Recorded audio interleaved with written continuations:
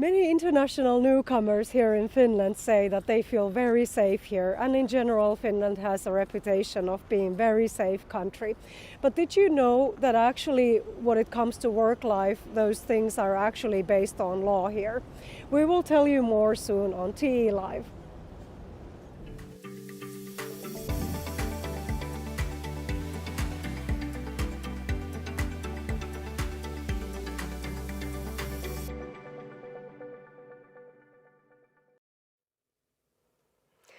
Hello and welcome to What's TE Live broadcast today. So our topic today is very interesting. It's related to rules and regulations related to work life. And if you have faced any issues at your work, if you feel like you're not treated exactly well, or if you feel like you're not treated exactly according to the law, and you have these kind of problems, then today we will tell you what kind of authorities and what kind of laws can help you and how to contact these people. So stay tuned, and also we would like to let you know that the chat is available during all the broadcast. So if there's anything in your mind, feel free to ask anonymously your questions in the chat. And now we will welcome Inspector Lotta Palonen from Avi to the broadcast. Welcome. Thank you. And Avi here in Finland is a short term for such words as Regional State Administrative Agency. And there are so many words there that we simply just call it Avi here. And so let's begin this interview with practical work life. As we like to bring things in practice, how it is in real work life. So we'll be taking a look at cases what you have faced during your career in Avi. And so first, if we just take it like, what is Avi and under what basis is its authority? Avi is actually an umbrella organization, and occupational safety and health, which I work in, is an independent separate part within it. Avi deals with all sorts of different permits and monitors different sorts of laws. And what we do in työsuojelu is monitor that employers abide by laws that regulate working life in Finland.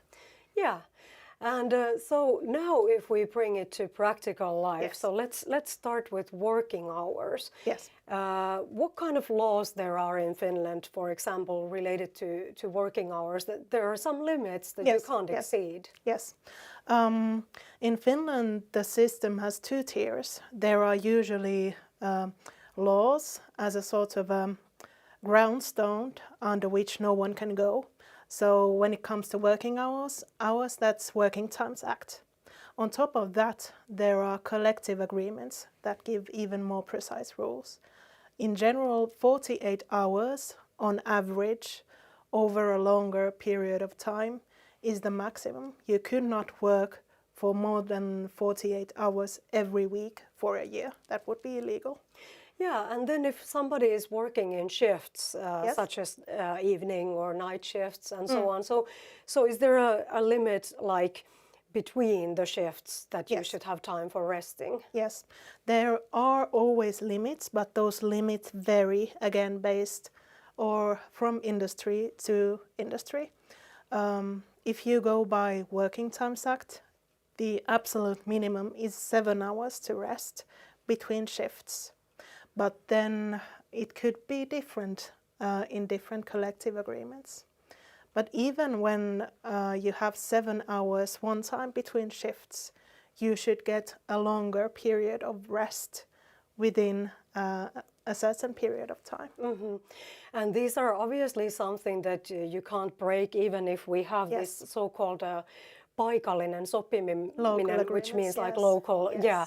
So you can't exceed Yes. those even then. Yes, these are, it is compulsory. You cannot agree below certain limits, even with collective agreements, and certainly not between employer and employee. And if we think about practical work life, when it comes to, for example, a restaurant work or truck drivers, so if there is, for example, a driver going from south to north and he feels like the schedule is too tight and there is no time for resting, and also if someone is in the restaurant and doesn't have any time to have rest between the shifts, so these are all something that are basically illegal. Yes, the limits can be hard to deduce, especially in logistics. There could be cases where you would need to apply a different country's legislation, but I would encourage anyone feeling too tired at work to contact us for advice. Yeah, exactly. And so, as you mentioned earlier, we have collective agreements here in Yes. Finland, and they are very commonly used. But basically, someone can also work without collective agreement, and this is also possible. So, what if this kind of person faces issues in his or her work? Yes, there are quite few industries or areas of business in Finland where there are absolutely no collective agreements. But for example, beauticians are such professionals who don't have any collective agreements. But even then, the laws apply, and they will set limits for the most important things to consider in an employee's well-being. And what kind of things one should be careful about if you don't have collective agreements? So what are the things that they should be maybe looking for? I would mention first your wages. If there is no collective agreement, no one will have set any limits for minimum wage. So you need to negotiate that yourself. And there I would carefully consider the living costs in Finland. In Finland, there are certain deductions from the gross wages that are agreed on your job contracts, and you need to account for those too. Yeah. And so if we think about things like discrimination, so what if somebody feels that he is being discriminated or like experiences harassment or racism? What kind of things one can do with that? Well, if they can, they should first try to take it up with the supervisor, with their boss.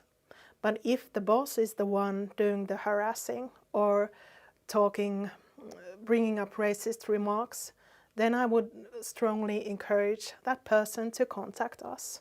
We will assess the situation, give advice in any case, and if we would find that the person has been discriminated against, we would give improvement notices for the employer to correct their behavior. Yeah. And if we go to insurances and safety at work, what can you say about insurances? In Finland, the employer has the biggest responsibility for safety at work. The employees have their duties to, for example, to use any protective equipment. But the employer has the overall responsibility, and that includes taking an insurance against accidents or occupational diseases. So all employers have to Yes. do that? Yes. Yeah.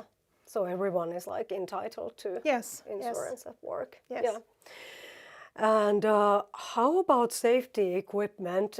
If we take a look at practical example again, if there is a snow shovel, someone is on the top of a roof of a high building and discovers an issue with the safety belts and the ropes and feels like they're not completely well tied or like they are in bad shape. So what can one do in this kind of situation? Again, it's the employer's responsibility to buy the equipment and provide them to their employees. So if an employee would notice that they don't have any safety equipment at all, I would really encourage them not to go up on a roof, they could die.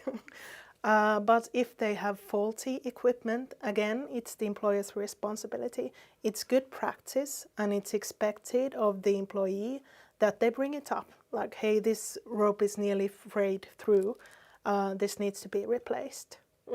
Yes, and this probably includes also safety shoes and Yes. all kinds of, Yes. depending on what the Yes. occupation is. If it's for preventing accidents, it falls to the employer. Yeah, exactly. So if we take a look at salaries, and you already told before that if you have a collective agreement, and if you don't have that, then you should especially look into that. But so in Finland, they do take automatically taxes, for Yes. example, from the salary. But what if somebody just discovers something else missing? Strangely from the salary. Yes, that is quite alarming, and then I would especially urge that person to contact us. The employer will deduct taxes from the wages and insurances for pensions and accidents. But if, for example, they would deduct some fees for services to the employee, that would sound very fishy. So please contact us. Yeah. And so if we put it all together, like how to contact Avi, so Yes. what kind of, you have like email and phone service? Yes, we have a phone service in English, Mondays, Wednesdays and Fridays from 9 to 12. Besides that, we have an email address that people can use, and I believe it's been added to the chat as we speak. Yes, we also have Nora in Yes, the chat also yes. putting some contact information. Yes. And so then you also do sometimes visits at working places. Yes, it's actually a part of my weekly job. It's my job to go around actual workplaces and check that the employers are abiding by laws. Do you also do it randomly or just by orders? Well, it's never completely random. We go through certain indications from official registries. We might target certain businesses more than others. We always look for new phenomena that needs to be addressed, new risks. But then people can contact us too and ask for an inspection based on certain reasons. And if anyone asks to do this anonymously, we are under very strict rules not to reveal that the inspection has been commenced because of a hint we got. Yeah. And do you sometimes go to working places with police officers as well? Yes, we do it regularly. We cooperate with the police whenever we suspect crime. So we do routine inspections over the year to keep up the habit and to have good relations between us, good working relations. But also if the police needs our expertise in employment law, we can go with them. Or if we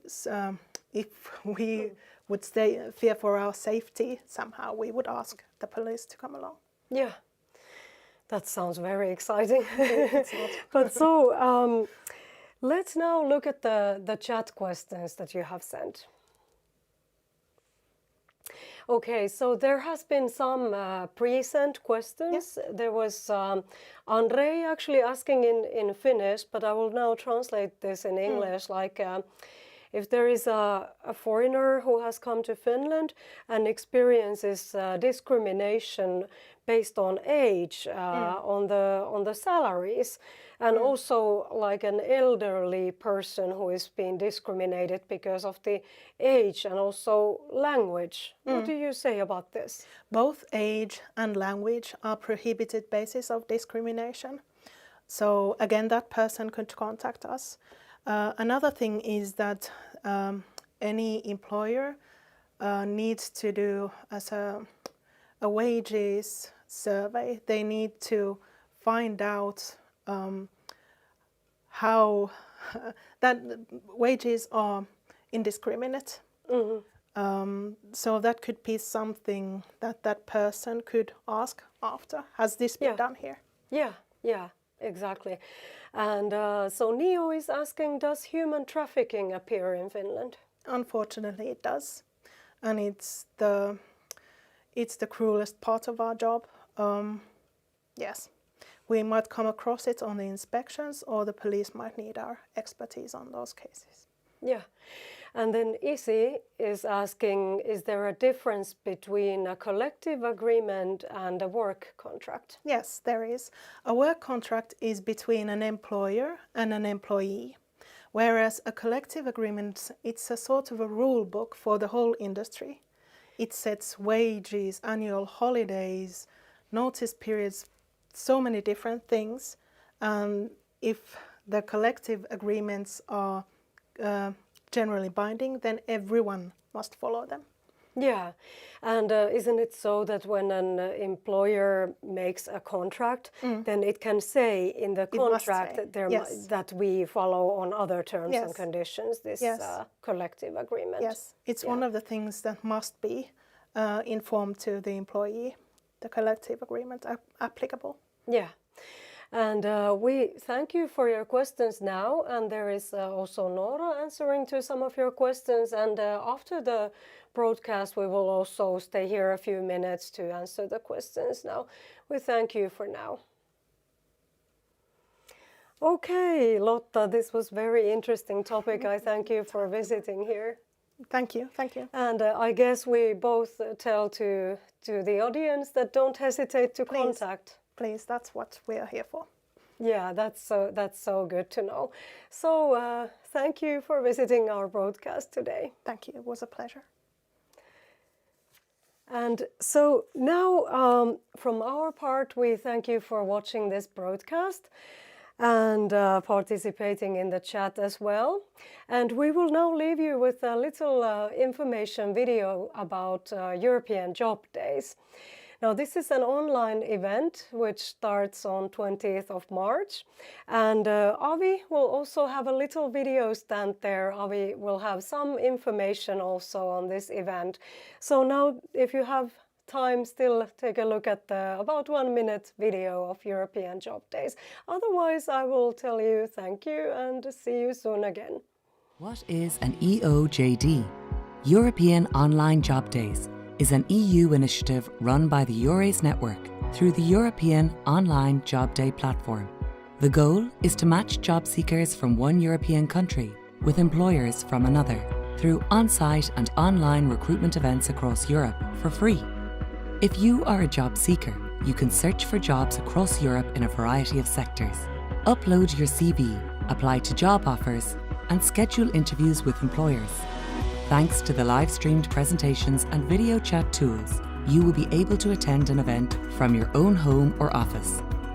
If you are an employer, you will be able to attend multiple job fairs, publish your job vacancies, get access to thousands of CVs, and invite suitable candidates to an online or on-site job interview on the day of the event.